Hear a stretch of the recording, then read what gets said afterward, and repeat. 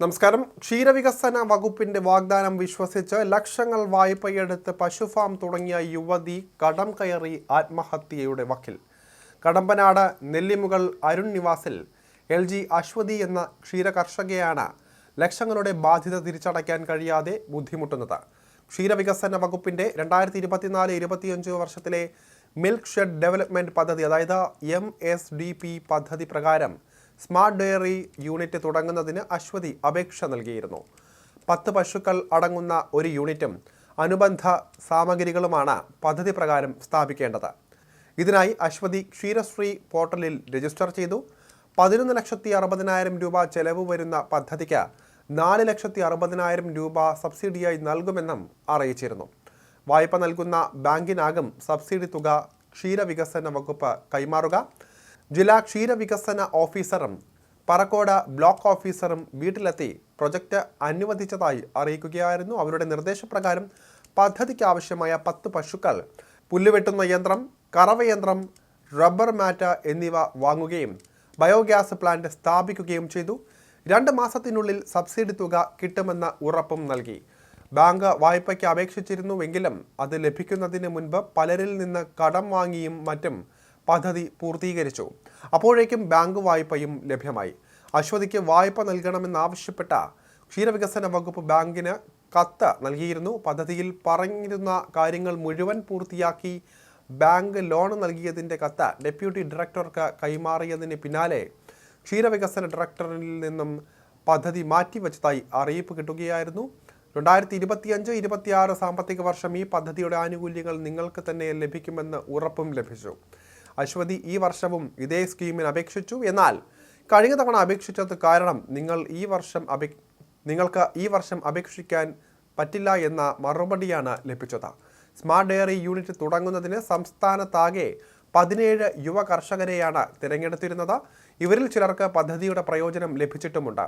സർക്കാർ പദ്ധതി വിഹിതം വെട്ടിക്കുറച്ചത് കാരണമാണ് ഈ പദ്ധതിക്ക് സബ്സിഡി നൽകാൻ കഴിയാതെ പോയത് എന്നാണ് ക്ഷീരവികസന വകുപ്പ് ഡെപ്യൂട്ടി ഡയറക്ടർ ശാലിനി പറയുന്നത്.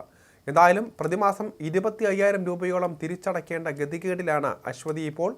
ക്ഷീരവികസന വകുപ്പ് വാഗ്ദാനം ചെയ്ത സബ്സിഡി ലഭിച്ചിരുന്നുവെങ്കിൽ പ്രതിമാസ തവണകളിൽ വലിയ കുറവ് ലഭിക്കുമായിരുന്നുവെന്നും അശ്വതി പറയുന്നുണ്ട്.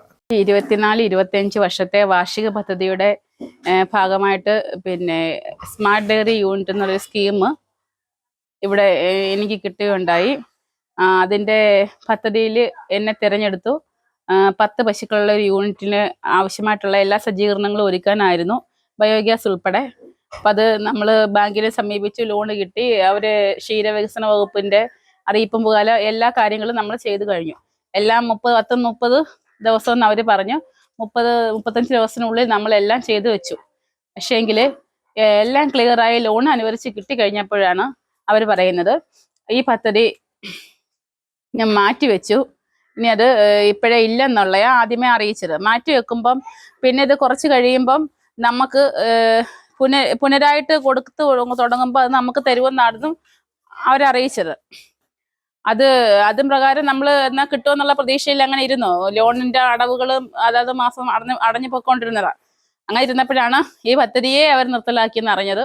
അപ്പം നമ്മൾ ലോണിന്റെ ബുദ്ധിമുട്ടും അടയ്ക്കുന്ന കാര്യങ്ങളെല്ലാം പറഞ്ഞപ്പം നമ്മളെ സ്മാർട്ട് ഡയറിയുടെ പദ്ധതി ആയിരുന്നെങ്കിൽ നമുക്ക് ആ ലോൺ കിട്ടി ആദ്യമേ തന്നെ 11,60,000 രൂപയുടെ ഒരു പദ്ധതിയായിരുന്നു, പ്രോജക്റ്റ് പദ്ധതിയായിരുന്നു നമുക്ക് കിട്ടിയത്. അപ്പം അതിന് പ്രകാരമുള്ളത് ആദ്യമേ അത് പദ്ധതി കിട്ടിയായിരുന്നെങ്കിൽ കാശായിട്ട് തന്നെ നമുക്ക് 4,60,000 രൂപയോളം നമുക്ക് കിട്ടിയേനെ സബ്സിഡി ആയിട്ട്. അപ്പം നമുക്ക് ബാക്കിയുള്ള തുക നമുക്ക് ലോൺ അടച്ചാൽ മതി, ബാക്കി അത്രയും പൈസ നമുക്ക് ഒരുമിച്ച് നമ്മുടെ കയ്യിൽ കിട്ടുകയും ചെയ്തേനെ. പക്ഷെ അത് ഇല്ല. നമ്മുടെ ബുദ്ധിമുട്ട് പറഞ്ഞപ്പോൾ അവർ പിന്നെ പറഞ്ഞ വേറൊരു സ്കീമുണ്ട്, ഇൻവെൻഷൻ സ്കീമുണ്ട്, അതിനകത്ത് ചേർക്കാം, അപ്പോൾ പലിശ കിട്ടും എന്നൊക്കെ പറഞ്ഞ് ഒരു വർഷത്തെ പലിശ 42,000 രൂപ നമുക്ക് കിട്ടുകയും ചെയ്തു. പക്ഷേങ്കിൽ ഇപ്പം നമ്മുടേത് ഇപ്പം നമ്മളത് ശരിയായിരിക്കും അങ്ങനെ പറഞ്ഞ് നമ്മൾ വിചാരിച്ചിരുന്നു. പക്ഷെ അതേ സ്കീം തന്നെ ഇപ്പം ഈ 25-26 വർഷത്തെ കൂടെ വീണ്ടും അവർ കൊണ്ടുവന്നേക്കുക.